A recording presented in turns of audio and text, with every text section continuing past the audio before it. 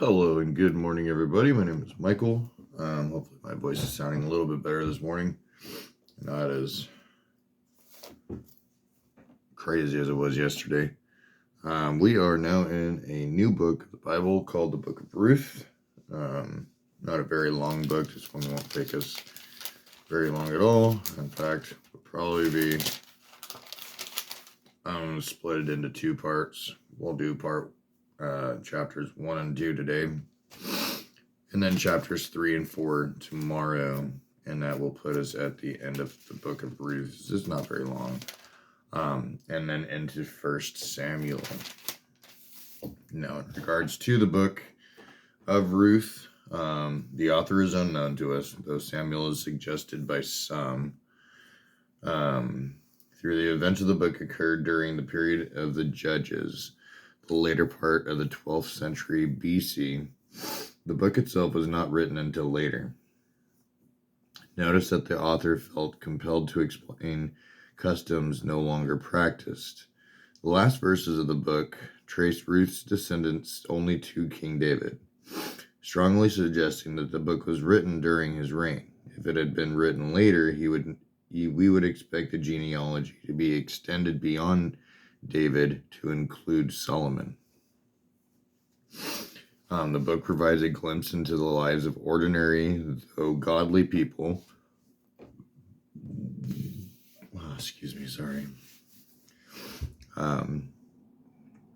People during the turbulent period of the Judges. It shows an oasis of faithfulness in an age marked by idolatry and unfaithfulness. Some key themes, as Ruth herself shows that Gentiles could believe in the true God. The book gives a partial lineage of David and thus of Christ, and shows that Gentile blood was in the line of the one who became the Savior of all mankind. 3. Boaz, as the kinsman redeemer, serves as a beautiful type of Christ in that he was a blood relative. He added the price with which to purchase the fortified inheritance, which we'll obviously read about, and he was willing to redeem. This book is a moving example of the sovereignty of God in caring for his people. And that's from the King James introductory of the book of Ruth. Let's see here.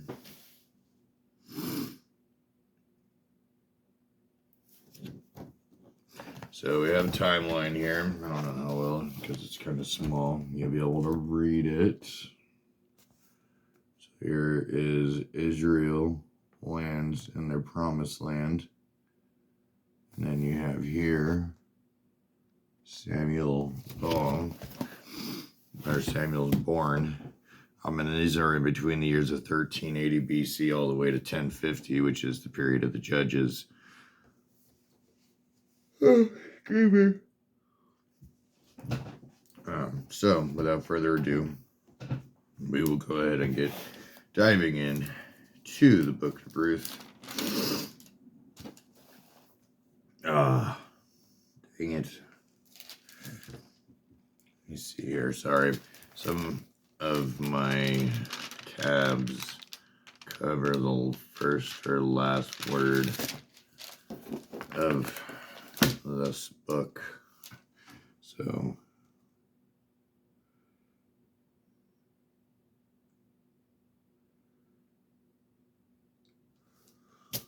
okay, Bethlehem.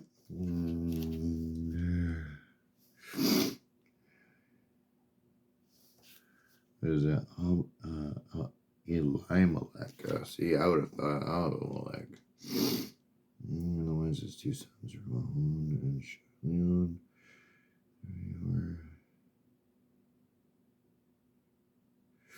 Okay, I can make it work.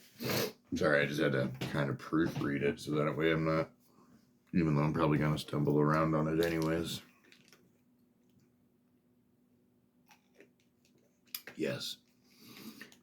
I have turned to liking grape Gatorade after being sick. Okay. So, Book of Ruth, chapter 1, verse 1. Naomi widowed. Also Ruth's resolve. In the days when the judges ruled, there was a famine in the land. A man of Bethlehem in Judah went to sojourn in the country of Moab, he and his wife and his 2 sons. The name of the man was Elimelech, and the name of his wife Naomi. And the name of his 2 sons were Malon and Chilion. They were Ephraithites from Bethlehem in Judah. They went into the country of Moab and remained there.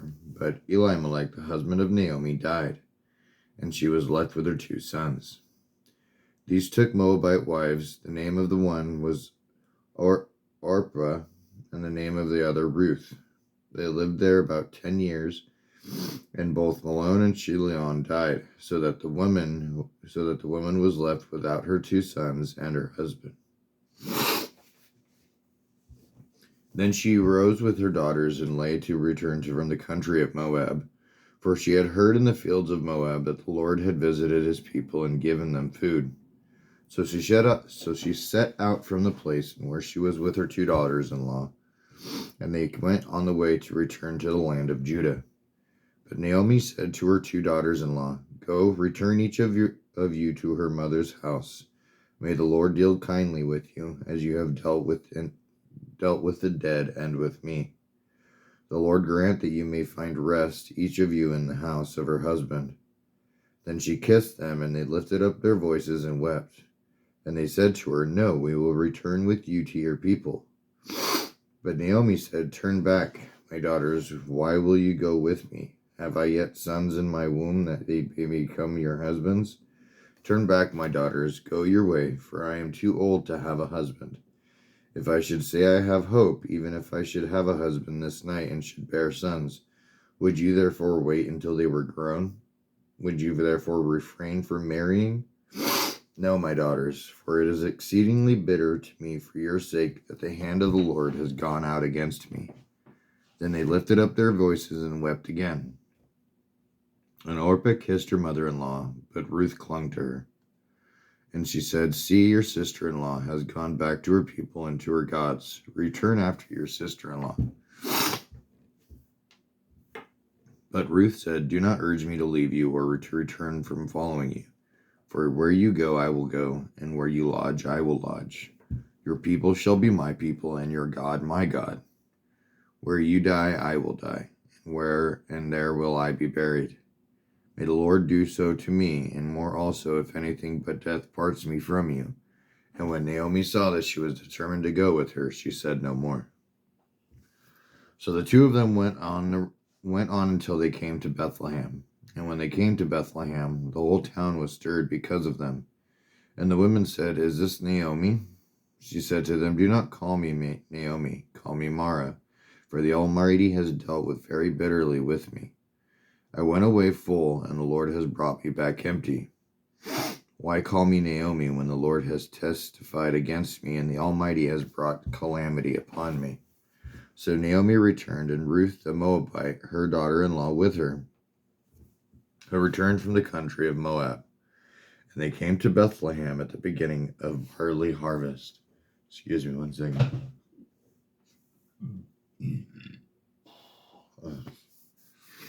Burpee this morning. Trying not to just blah in your face. So, all right. So, some keynotes from chapter 1. From verses 1 to 2, the beautiful romance of Ruth is set out against the dark background of the apostasy and foreign oppression of the period of the Judges. Because of the local famine, Elimelech which is equal to "my God is king," took his wife Naomi, which equals pleasant and lovely, and his 2 sons, appropriately named Malon, puny, and Chilion, pining, to visit temporarily in near Moab. So they're obviously very small boys, I would assume, in regards to that, considering the famine that's going around. Naomi probably wasn't able to be as nourished as possible. Thus, the babies weren't able to grow as they should have. So they would have definitely been a little bit smaller in stature.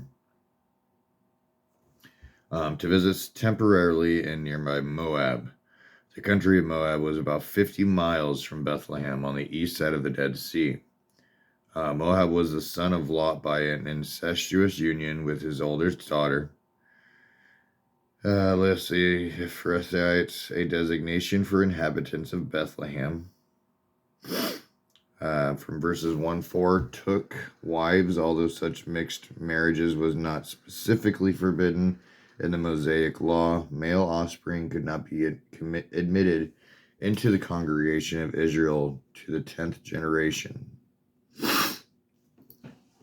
Let's see here from verse 8. Naomi, destitute of husband and sons for heirs, repeatedly urged her daughters-in-law to return to their Moabite homes. The Lord deal kindly with you, the word Hebrew has said.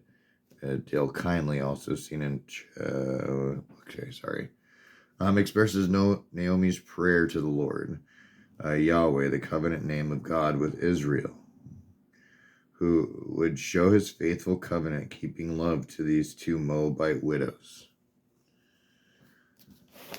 Let's see here from verses 11 to 12. Naomi's reference to the hopeless of her having additional sons apparently relates to the custom of Levirate marriage, by which the brother of the husband who died childless would marry the widow, so that the deceased would have an heir.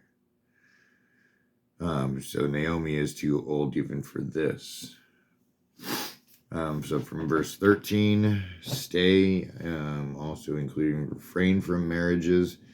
It grieveth me much for your sakes. Let's see, it is more bitter for me than for you. The land of the Lord, common expression of God's activity.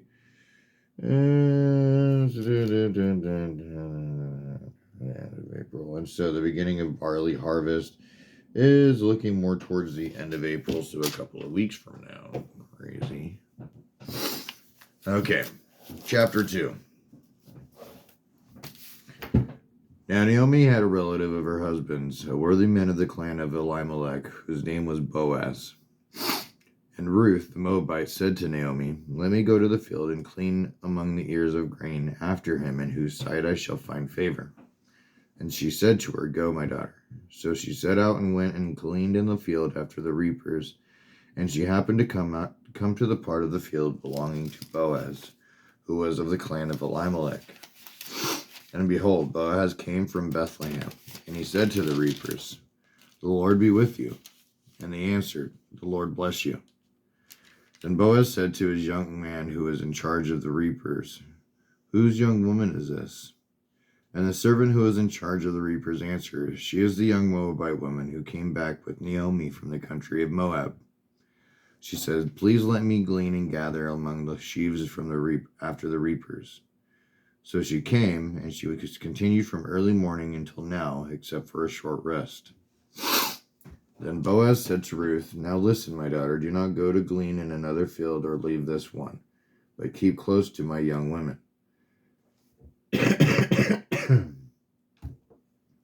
Let your eyes be on the field that they are reaping. Go after them. Have I not charged the young men not to touch you? And when you are thirsty, go to the vessels and drink what the young men have drawn. Then she fell on her face, bowing to the ground, and said to him, why have I found favor in your eyes, that you should take notice of me, since I am a foreigner? But Boaz answered her, all that you have done for your mother-in-law since the death of your husband has been fully told to me, and how you left your father and mother and your native land and came to the people that you did not know before. The Lord repay you for what you have done, and a full reward be given you by the Lord, the God of Israel, under whose wings you have come to take refuge. Then she said, I have found favor in your eyes, my Lord, for you have comforted me and spoken kindly to your servant, though I am not one of your servants. And at mealtime, Boaz said to her, come here and eat some bread and dip your morsel in the wine. So she sat beside the reapers and passed to her roasted grain. And he passed to her roasted grain. And she ate until she was satisfied, and she had some left over. When she rose to glean, Boaz instructed his young men, saying, let her glean even among the sheaves, and do not reproach her. And also pull out some from the bundles for her, and leave it for her to glean, and do not rebuke her. So she gleaned in the field until evening. Then she beat out what she had gleaned, and was about an ephah of barley. And she took it up and went into the city. Her mother-in-law saw that she had gleaned. She also brought out and gave her what food she had left over after being satisfied. And her mother-in-law said to her, "Where did you glean today, and where have you worked? Blessed be the man who took notice of you." So she told her mother-in-law with whom she had worked, and said, "That man's name with whom I work today is Boaz." And Naomi said to her daughter-in-law, "May he be blessed by the Lord, whose kindness was not forsaken the living or the dead." Naomi also said to her, "The man is a close relative of ours, one of our redeemers." And Ruth the Moabite said, "Besides, he said to me, you shall keep close by my young men until they have finished all my harvest." And Naomi said to Ruth her daughter-in-law, "It is good, my daughter, that you go out with his young woman, lest in another field you'd be assaulted." So she kept close to the young women of Boaz, gleaning until the end of the barley and wheat harvest, and she lived with her mother-in-law. All right, so that is going to be the end of chapter 2.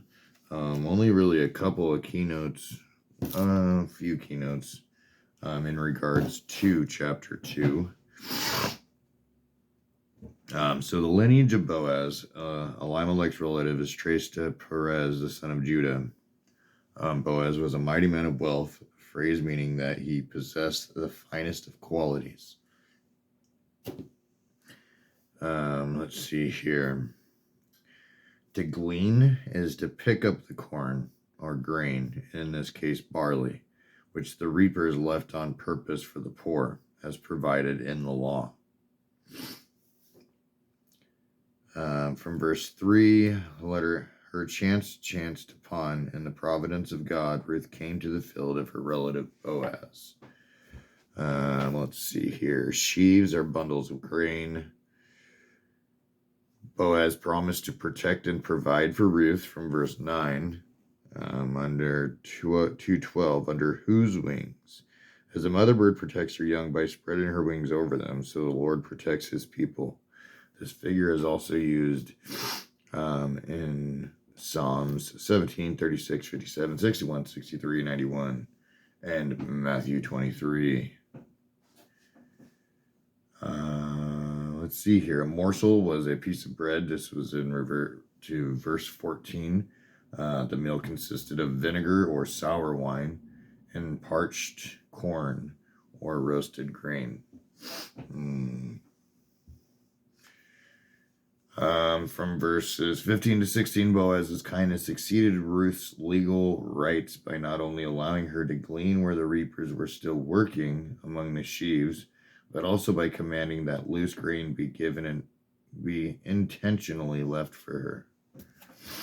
From verse 17, after Ruth beat out or threshed her barley, she had an ephah, about 3/5 of a bushel. Excuse me. Which a bushel, which is about 22 liters or 20 quarts, which is enough to feed herself with and Naomi for about 10 days. Let's see here. Yeah, that's about it for side notes as well. A lot of great history here, and then there's just the first couple of chapters. I look forward to reading the other 2 chapters. Apologize, I didn't realize I'm running out of time. Somehow, like every couple of videos now, I forgot to start making new space. I didn't think this video was going to last as long as it did. It did. But I do thank you very much for joining me this morning. Hope you enjoyed the book. As we continue into reading the Word of God, you need to stay connected with Him on a daily basis. Times can get rough, sometimes get hard, but that's when you lean on Him more. So I do love you. I hope you all have a wonderful week. I do got to get ready for work. You have a great day, and I'll see you tomorrow.